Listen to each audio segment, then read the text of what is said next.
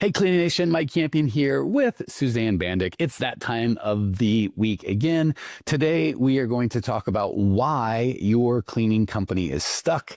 As is her custom, Suzanne has 3 different points to look at, and I actually got a chance to look at them beforehand, and I'm wildly excited. So,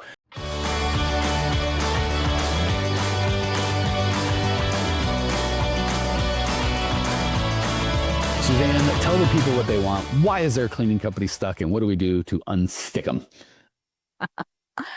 Yeah. So a lot of times we'll look at ourselves and our business and we'll say, I'm stuck, and not understand why we're stuck. So I have 3 important questions that we can ask ourselves, and I'd like to interpret some of the answers and what they mean to us to help everyone get unstuck. Love it. So first one is the question, are your actions in line with what you say you want? Okay. So sometimes we'll say, I had this time for work and I didn't get the work done. I needed to do something, make these calls, do these interactions, and I didn't get it done. That means we need to be aware of what's the underlying programming, what is going on as to why we didn't get those things done, because then the actions are not in line with what we said we wanted, correct? Okay. So, for instance, we can have competing goals and objectives. And I can talk about this one from personal experience. You can say, because I went through this, I want to grow my business. I want to earn a great income. And you tell everybody that. And you say, that's my intention, to grow my business. But what if you also have a counter intention to spend more time with your family? To spend more time with your family now competes with your goal, but I said I wanted to grow my business. So now how do you spend your time? You're spinning your wheels. Okay. So how do we unwind that quagmire? That's a great question. What we have to do is first be aware of it. So often we talk about this. If we don't know what's going on, we repeat the question, why am I stuck? Well, I would encourage everybody to look in. Is there a counter intention? Is there a different goal in place? Do I have more than the one goal? And at that point, if you say, I do, so it's not uncommon to say either I want more time with my family and I want to grow my business, or I just want to chillax more. I don't want to work so hard, yet I want to grow my business. So now again, you've got this little fight going on inside. First thing we need to do is be aware of that little fight going on. If we're not, we can't explain why we're stuck. We're like, I don't understand. I'm doing everything. Mike, I'm doing everything, but I'm stuck. So I'll tell you the story. This is what happened for me when I went through this when my children were young. And I still wanted to be able to provide for our family and earn some income. But I also wanted to raise my kids. Extremely important, I be the one to raise my kids. The job I had at the time was not conducive to doing both. So for me, I actually switched what I was doing so that I would have more control of my time and could spend more time with my kids. I had to make that choice. Okay. Then further to that, what I did was I decided that 2 times a week, the kids would go to a daycare. And the kids, the way I said it in my mind is the kids got to play with other kids instead of listening to mommy's busy. And nobody was winning at that game. So 2 days a week, the kids would go to daycare. And those days I had unlimited work time. So I love that example because I think stories and examples kind of just make things clear. The 2 things and I don't have as good of an example as just observation, having worked with lots of people, and your example fits perfectly into this framework. When I personally coach, I think a lot of times because what typically happens, we don't do what we think we should do, and then we just beat ourselves for it. I need to work harder. I need to whatever. But then we don't take reality into account. Like, well, I just cleaned 38 hours, like, of course, worked in the office or admin or whatever, and we're just beating ourselves to do this unreasonable thing. It's like, let's just ask some questions and find out what's going on. So the first question is, what do I really want? A lot of times when I do calls with people that aren't clients, that, are reaching out for help, but they're not clients yet, we spend most of the time getting clear on where they're at, where they want to be, and then we can help them. Getting a solution is pretty easy. Most people want to start with the solution, and they're typically pretty clear on where they're at now and why they're stuck, but they're not really clear on where they want to be. So they'll say things like, I want a big company, or I want a well-known company, or I want a franchise, or I want a X, multi-million-dollar company. And when I really start asking more questions, like why, it gets down to some version of, I want to make other people's lives better or my life better. And that requires a certain amount of money or a certain amount of this. And when we break it down, most of it requires money, right? Either the money to buy the things or the money to help make their life or other people's life, but they're not focusing on the thing. So they focus on this vehicle they think will get them to where they really want, but they're not really clear on where they really want to go. So it just gets muddy. So first and foremost, until you're really clear on where you want, and if I can be where you want to go, and if I can be so bold, the why, that's important to you. Like, I want $1 million company. No, you don't. $1 million company is a headache. Well, I want to be rich. Okay, well, that's different than having $1 million company. There's $1 million companies that are wildly unprofitable, and there's $500,000 companies that are extremely profitable. So when they get down to it, like, I really want the money. And it's like, all right, and I want the freedom. It's like, okay, so I want a business that has systems. What they really mean is, I want it to make me look good and me not have to be there. So step one, you got to get crystal clear on what you want. So Suzanne was really clear, not that she wanted to be with her kids 24/7, right? That would have been unclear and not allowed her to get that distinction, but that she wanted to be the one to raise her kids, which when she was that clear, she could be like, I can raise my kids and have them go to daycare at the same time. They're not mutually exclusive. So getting clear on what you want is, I want to be with my kids all the time, and I want to be wildly successful at work. Like, well, what does either of those things mean? How do you define wildly successful? And what is all the time you with your kids? Like, the devil's in the details. So step one, get clear on what you really want. Step two, ask a question. What would it take? And I'm almost guessing, based on your actions, Suzanne, it was presupposed by this question, what would have to happen for me to have both? And for you, it was, I'd probably have to work for myself so I could pick a schedule and that's what you did. And I'd have to have delineated free time that made sense for me and made sense for my kids and didn't harm my goal to do them. So really, I just want to give that 2-question framework within that of, what do I really want? And don't take it for granted. People think, I want $1 million business. I want this, I want that. And we have a bunch of competing desires. And if we get to what you really want outcome wise, and why that's important, the competing desires kind of put themselves in order a lot more nicely. And then if there are two things that seem competitive, how do I grow my business and not work all the time? What do you mean by grow your business? And what do you mean not work all the time? How do I make $200,000 in profit while only working 20 hours a week, with the ability to work 6 months from not in the same city as okay, well, now it's almost like, well, geez, when you're that clear, the solution's half there. But most of the time people aren't clear on the problem. Sorry, went too long on that, but I thought it would help. Yeah, it's absolutely perfect. So again, when we ask the question, are my actions in line with what I say I want?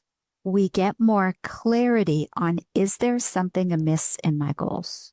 Because obviously I'm not doing the action because I've got either not a strong enough why, or I've decided that something else is almost more important. And sometimes, okay, for all our listeners, I really have to say this. Sometimes we'll say a goal because we think it's an expectation in society. Okay, I have a business. I have to be the best. I have to be number one. I have to do something. Please do the check-in on if it's important, really important to you. And like Mike said, the why. Because sometimes we say something and we say we want something simply because we think, well, that's the next step, or it's a societal expectation. And what I want to encourage everyone to realize is that it's okay. Whatever you decide is most important to you is okay. And along that line, are your actions in line with what you say you want? let's talk just quickly about money and the spending of money. How are you spending your money? Right? If you say it's most important to have money in the bank, well, are you spending it on things that are really useful to you and your business, or are you just spending it on frivolous things? Another thing is with the money, do you think you should invest some money in your business? Which is the better end all goal? Keep the money saved or invest some of the money in your business to take the action to get you where you want to go? So I've got thoughts on this that are probably going to be contrary to what most people are going to, including Suzanne. I have a hard time surprising her after we've spent so much time together. Believe it or not, most of the mistakes is too strong of a word.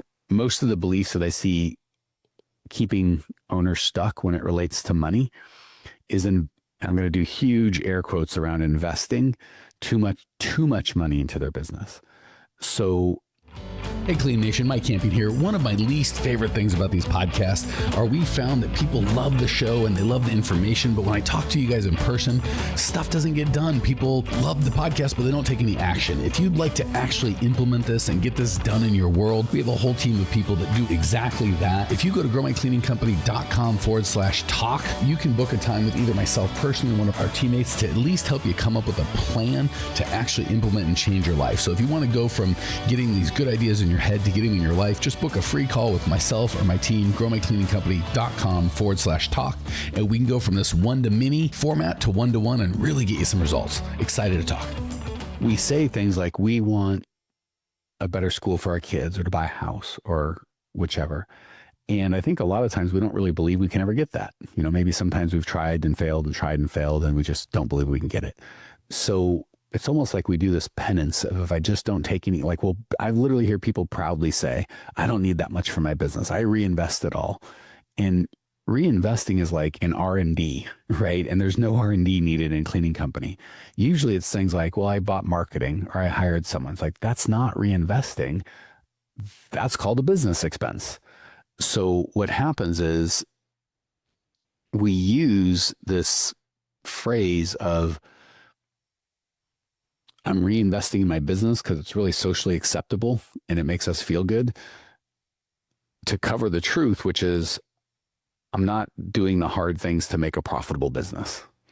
So again, it's getting clear on where you want to be. And if your actions don't align, it's because you're not really clear on what the business is. So we think if I just pay my penance and put all this money into the business and work ungodly hours, then I have to be rich because it's fair. Like that's not, how could I not?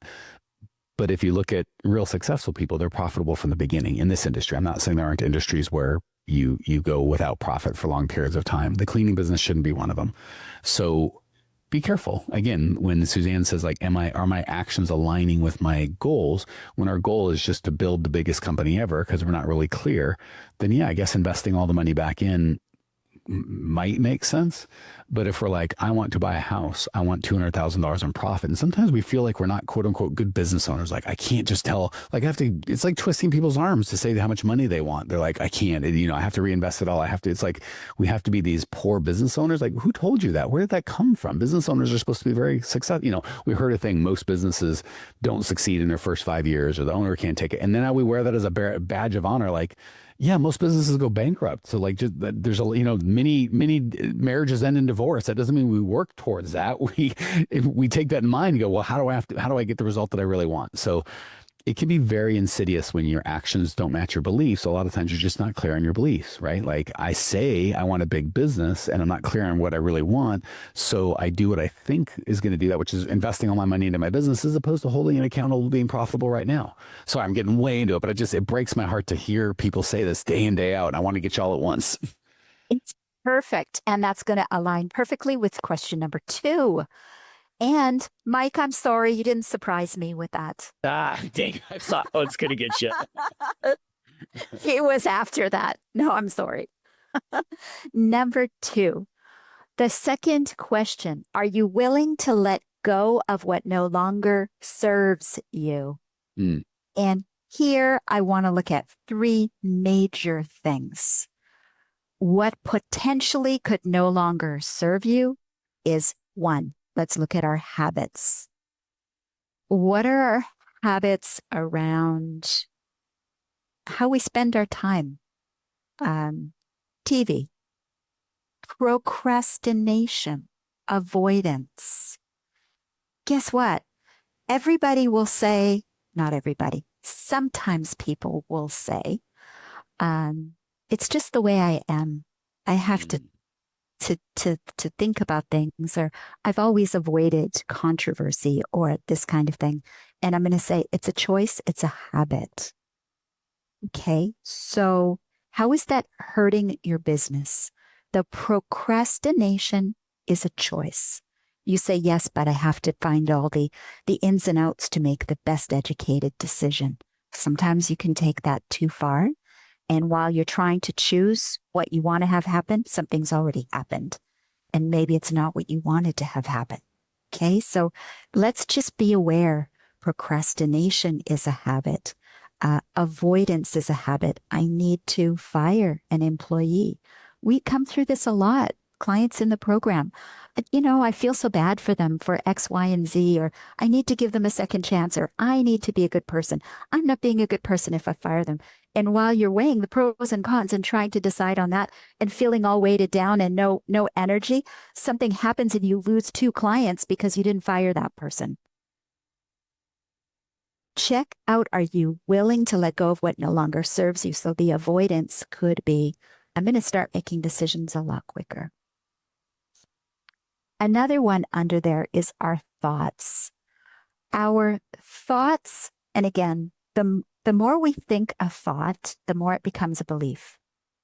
This does not make the thought or the belief true for you or for everybody just because you think it. Well, it will become true for you because if it becomes a belief, you say, well, that's the way for everything. So again, real life examples, people will say, I can't find great workers. Nobody wants to work anymore. They're all sloths. Okay. If that's your thought, if you've encountered that a lot, it becomes your belief. Doesn't necessarily mean it's true. Part of dismantling that belief is, well, can you believe that there are some people out there like you who actually do want to work? They don't want to really sit on the couch collecting unemployment. They actually do want to have a meaningful work life where they can earn money because that's going to feel good for their self-esteem. If you can start to believe that there are those people out there, it changes the thought. Wait a minute, not everybody is like that. Yes, I have experienced that. So it becomes a past story. Now you can say, oh, but there are people out there. Oh, how do I stand up? How do I market so they find me? That is changing a thought that no longer serves you, right? So let's look at our thoughts and our beliefs. And our thoughts and our beliefs and our habits create our behaviors. So are there certain behaviors that we need to change? And I'm going to mention just a few. 1, staying in bed after the alarm goes off. That's a habit. Does the habit serve you?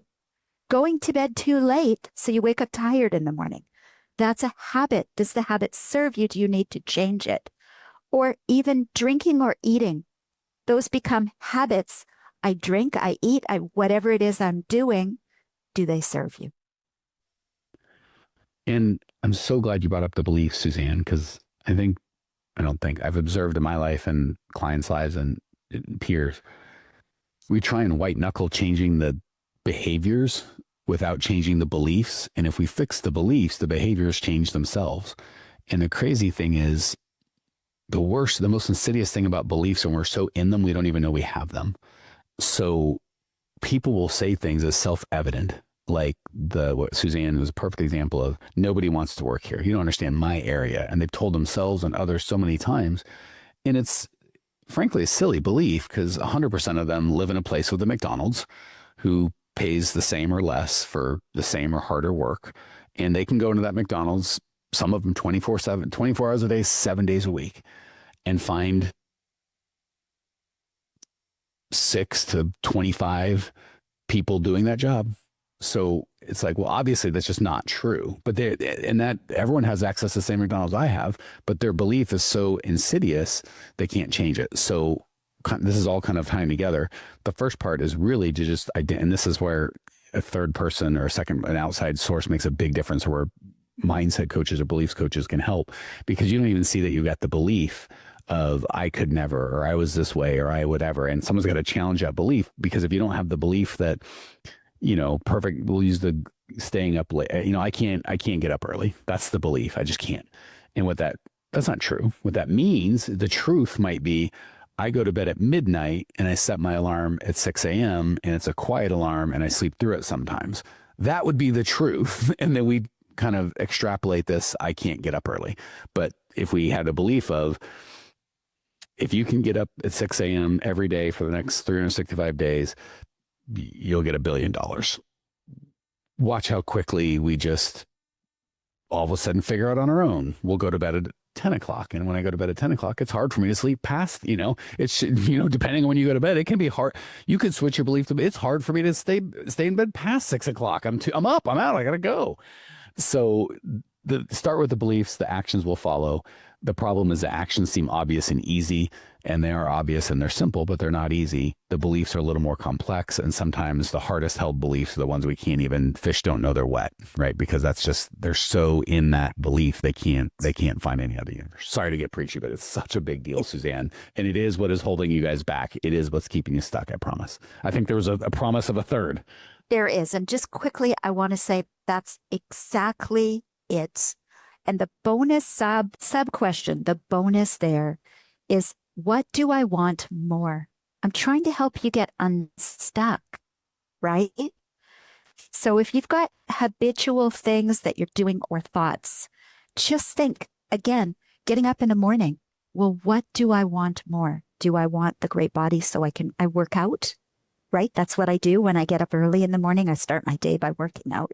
I get things done. What do I want more? Do I really want that sleep, or do I want this? And if you can tie, as we talked about at the beginning, the why to what you want, and it becomes more, it'll be a lot easier to change that habit. And ask that question, what would have to happen for me to feel good about getting up at 6 a.m. or whatever the case would be? So again, when you just make belief statements that are mired in incorrect or incomplete beliefs, you're stuck. It's just a statement. This is that. And you're like, well, I guess that'll just be that. But when you ask questions, and you can ask questions. Why am I always so tired? Why do other people do this? Why have I been unblessed with bad genes? As opposed to, what would have to happen for me to wake up and feel great? And then you could just answer like, well, maybe if I went to bed earlier, what would have to happen for me to go to bed earlier and feel great? Well, if I, and you can just keep asking, and the right questions are going to get you right answers. And you just have to be curious, because the beliefs shut down all question. They're just statements. I feel preachy today. Sorry, Suzanne. Number 3. No, it's perfect. It fits in, Mike. That's why we get along so well. Number 3, are you willing to say no to things that take you away or keep you from the life you want? Are you willing to say no? Right? There's a lot of demands on our time. And sometimes we'll say, I didn't get anything done because I needed to do something because so-and-so asked me. Sometimes it requires you to say no. Are you willing to say no to anything that takes away? So again, someone says, let's go out to the bar drinking. Is that, maybe some days you do that, but every day, is that going to serve you? No. Maybe sometimes you need to say no. And that goes with everything. And the cool thing is, or the paradoxical thing is, the more successful you become, the more attractive the things that you say no to are. A lot of entrepreneurs struggle because what got them into this game was trying something new. All their friends went one way and they went another, and they got rewarded for that because it worked out. They got a business. But then instead of kind of doing the boring work and sometimes the hard work of systematizing and really getting that thing dialed in, we want to have 7 different businesses. Well, I'll do this client and that client and this and that. So there's the saying no is equally important. And, maybe there's some people in my life that I enjoy spending time with, or agree with my beliefs that don't, that never challenge me. And, they're maybe there's TV I watch, or there's just things I do that are very easy, but not good for me. And there's other things that are a little challenging. And what you say no to is, I won't say as important as what you say yes to, but it's close, maybe in some regards more. All right, guys, gals, thank you so much for your time and attention. If you are stuck, It is 100% because you're probably either not clear on your real goals. You're certainly not clear on the why. Your beliefs aren't aligning with those goals. And because your beliefs don't align, your actions don't align. And not only do you not get where you want to go, but it doesn't feel very good because you have this constant feeling of what's wrong or anxiety or I can't get there. So once you're clear on what your goals are, you get the beliefs that you need. It's much easier to change, to say no to the things that need to be said no to. So hopefully that was helpful. If you're stuck and you need some help, please reach out to us or somebody else, someone that you trust to do something different. There's very few guarantees in life, but this isn't even guaranteed, but it's wildly likely if you keep doing what you've been doing, you're going to keep getting what you've been getting. And if you really want something different, again, get down to the bottom of it and go, well, I'd like something different, but I don't want to do anything different. Well, the thing with change is it costs change. So perfect place to start here, right? If you really do want something different, your habit, your behavior might be, I'm going to go listen to the next podcast or the next one. And that might be, as much as I love our podcast, that might be the thing you say no to. I'm going to hold on. I'm going to take an action. I'm going to figure out what I really need and what I really want and spend some time. And the reason so few people think and it's so highly paid is it's a pain in the neck. So you might want to just stop and really think through your goals or call a coach or someone that can think through them with you. Again, appreciate your time and attention. You can do it. You can get unstuck. You just need to think differently, believe differently, and align your actions with what you really want. Appreciate y'all. Talk soon. See ya. Hey, Cleaning Nation, if you dug the content you just got, we don't do any ads and I don't sell anything on this podcast, but if you would just subscribe, rate, and review, it would be huge and I'd be so appreciative. Not only is it going to help me, but you'll help other owners of cleaning companies across the world work less, make more, and get profitable. So if you appreciate the value we give, again, subscribe, rate, and review. It would mean the world to me. I'd really appreciate it. And we sure appreciate your time and attention.